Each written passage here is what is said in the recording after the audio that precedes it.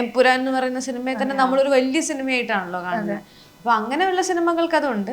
പക്ഷെ അല്ലാതെ വരുന്ന സമയത്ത് നമുക്ക് അങ്ങനെ ആർട്ടിസ്റ്റുകളെയൊക്കെ വെച്ച് ചെയ്യുമ്പോൾ അത്രയും ബിസിനസ്സും മാർക്കറ്റിങ്ങും ഒക്കെ നടക്കുന്നുണ്ടോ എന്നുള്ളതും അത് പിന്നെ പോയി പാൻ ഇന്ത്യൻ ലെവലിലേക്ക് റീച്ച് ആക്കുക എന്ന് പറയുന്നതും കുറച്ച് ഡിഫിക്കൽട്ടായിട്ടുള്ള കാര്യമാണ് നമ്മുടെ ഇവിടുത്തെ ആർട്ടിസ്റ്റുകളെ സംബന്ധിച്ച് നോക്കുമ്പോൾ. മലയാളത്തിൽ ഇപ്പം ഒരു സിനിമകളും തന്നെ ബിഫോർ റിലീസ് അങ്ങനെ സെയിലാവുന്നില്ല.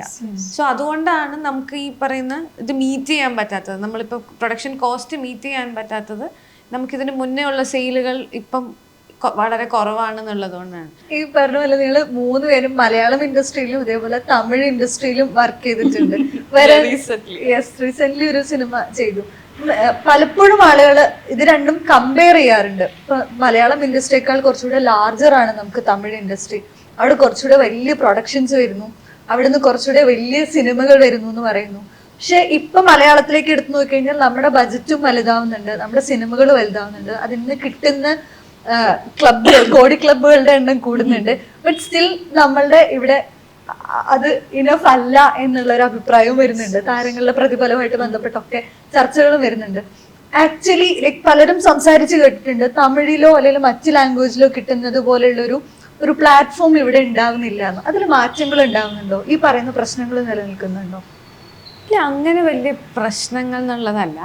അത് അവരുടെ ഇൻഡസ്ട്രി വലുതാണ്, അവരുടെ മാർക്കറ്റും അവരുടെ ഇൻഡസ്ട്രിയും അത് പോയി റീച്ച് ആവുന്ന ഓഡിയൻസും വലുതാണ്. അപ്പോൾ അവരുണ്ടാക്കുന്ന തരം സിനിമകളല്ല നമ്മളുണ്ടാക്കുന്നത്. നമ്മൾ ചെറിയ സിനിമകൾ ഉണ്ടാക്കിയിട്ട് അത് വലിയ സക്സസ് ആകുമ്പോഴാണ് നമുക്കിവിടെ അങ്ങനെ ഒരു പ്രോഫിറ്റ് പരിപാടികളൊക്കെ വരുന്നത്.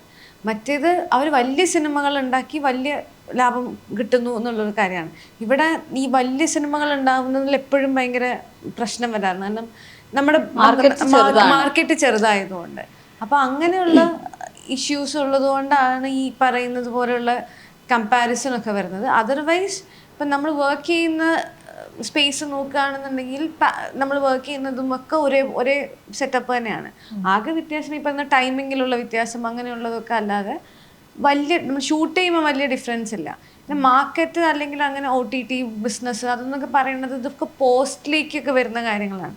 ഇത് ഏറ്റവും കൂടുതൽ ഇതിനെപ്പറ്റി നമുക്ക് സംസാരിക്കാൻ പറ്റിയ ഒരു പ്രൊഡ്യൂസർ എടുത്തോ അല്ലെങ്കിൽ ഒരു പ്രൊഡക്ഷൻ ടീമിനൊക്കെയാണ് നമ്മൾ അത്രയും ഒരു ബിസിനസ് നടക്കുക എന്ന് പറയുന്നത്. ഇപ്പം നമ്മുടെ മലയാളത്തിൽ ഇപ്പം ഒരു സിനിമകളും തന്നെ ബിഫോർ റിലീസ് അങ്ങനെ സെയിലാവുന്നില്ല.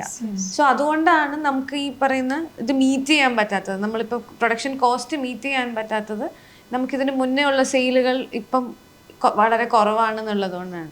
ഫ്യൂച്ചറിലേക്ക് വരുമ്പോൾ അതിനൊക്കെ ഒരു മാറ്റം വരികയാണെന്നുണ്ടെങ്കിൽ നമ്മുടെ ഇൻഡസ്ട്രിക്ക് ഭയങ്കരമായ പേരും ശ്രദ്ധിച്ചു കഴിഞ്ഞാൽ നമ്മുടെ ഇൻഡസ്ട്രിക്ക് ഭയങ്കര പേരും നമ്മൾ എങ്ങനെയാണ് ഇങ്ങനെയുള്ള സിനിമകൾ ഉണ്ടാക്കുന്നതെന്നൊക്കെയാണ് ആൾക്കാർ. പക്ഷെ അങ്ങനെ വർക്ക് ചെയ്യും അതിനുള്ളൊരു മാർക്കറ്റ് നമുക്കില്ല എന്നുള്ളതാണ് നമ്മുടെ സിനിമകളുടെ പ്രശ്നം. പേരേ ഉള്ളൂ, പെരുമയുള്ളൂ, കുടുംബത്തിൽ സ്ട്രാറ്റജൈസ് ചെയ്യാൻ തറവാട് അവസ്ഥ. അതിലേക്ക് അങ്ങനെ ഒരു വലിയ മാർക്കറ്റിംഗ് സെറ്റപ്പിലേക്ക് നമ്മുടെ സിനിമകൾ വരണം. എനിക്ക് തോന്നുന്നു അതാണ് അതിന്റെ സൊല്യൂഷനും അല്ലേ. അല്ലാതെ പക്ഷെ അങ്ങനെ പാക്കേജ്ഡ് ആയിട്ട് വരുന്ന സിനിമകൾക്ക് ഉണ്ട് കേട്ടോ. ഇപ്പൊ പറഞ്ഞ എംപുരാൻ എന്ന് പറയുന്ന സിനിമയെ തന്നെ നമ്മളൊരു വലിയ സിനിമയായിട്ടാണല്ലോ കാണുന്നത്. അപ്പൊ അങ്ങനെയുള്ള സിനിമകൾക്ക് അതുണ്ട്. പക്ഷെ അല്ലാതെ വരുന്ന സമയത്ത് നമുക്ക് അങ്ങനെ ആർട്ടിസ്റ്റുകളെയൊക്കെ വെച്ച് ചെയ്യുമ്പോൾ അത്രയും ബിസിനസ്സും മാർക്കറ്റിങ്ങും ഒക്കെ നടക്കുന്നുണ്ടോ എന്നുള്ളതും അത് പിന്നെ പോയി പാൻ ഇന്ത്യൻ ലെവലിലേക്ക് റീച്ച് ആക്കുക എന്ന് പറയുന്നതും കുറച്ച് ഡിഫിക്കൽട്ടായിട്ടുള്ള കാര്യമാണ് നമ്മുടെ ഇവിടുത്തെ ആർട്ടിസ്റ്റുകളെ സംബന്ധിച്ച് നോക്കുമ്പോൾ. ഇതിപ്പോൾ നമ്മുടെ സിനിമകൾ നല്ലതാണെന്ന് ആൾക്കാർ പറയുന്നത് കഴിഞ്ഞ് കഴിഞ്ഞാൽ നമ്മളിപ്പോൾ പുറത്ത് വേറൊരു അവാർഡ്സിനും ഒക്കെ പോയി കഴിഞ്ഞാൽ നമുക്ക് മനസ്സിലാവും നമ്മളെയൊന്നും അവിടെ ആർക്കും അറിയില്ല. ഇപ്പോൾ അവിടെ ഇപ്പോൾ ഒരു തെലുഗുന്നൊക്കെ ഒരു ആർട്ടിസ്റ്റ് വരുന്നതും നമ്മുടെ ഇവിടുന്ന് പോകുന്ന ആൾക്കാർ പോകുന്നതും തമ്മിൽ വലിയ വ്യത്യാസമുണ്ട്.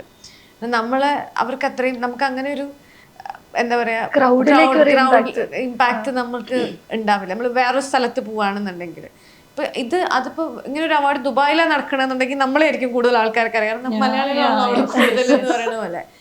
നമ്മുടെ കണ്ടന്റിനെ കുറിച്ചാണ് പറ്റി സംസാരിക്കുന്നതല്ലാതെ നമ്മളുടെ ആർട്ടിസ്റ്റുകൾക്കും നമ്മുടെ സിനിമകൾക്കും അങ്ങനെ ഒരു വലിയ മാർക്കറ്റ് ഇതുവരെയായിട്ടും അങ്ങനെ ഒരു ഓപ്പണിംഗ് ഇല്ല എന്നുള്ളതാണ് ഒരു ബുദ്ധിമുട്ടുള്ളത്. ഇനി ഫ്യൂച്ചറിലേക്ക് വരുമ്പം അതിനൊക്കെ ഇപ്പം വരുന്ന സിനിമകളിലെ കണ്ടന്റും കാര്യങ്ങളൊക്കെ ആൾക്കാർ സംസാരിക്കുന്നതുകൊണ്ട് തന്നെ അങ്ങനെ ഒരു ഇത് ഓപ്പൺ ആവുന്ന സാധ്യത ഉണ്ടാകുമെന്ന് വിചാരിക്കുന്നു.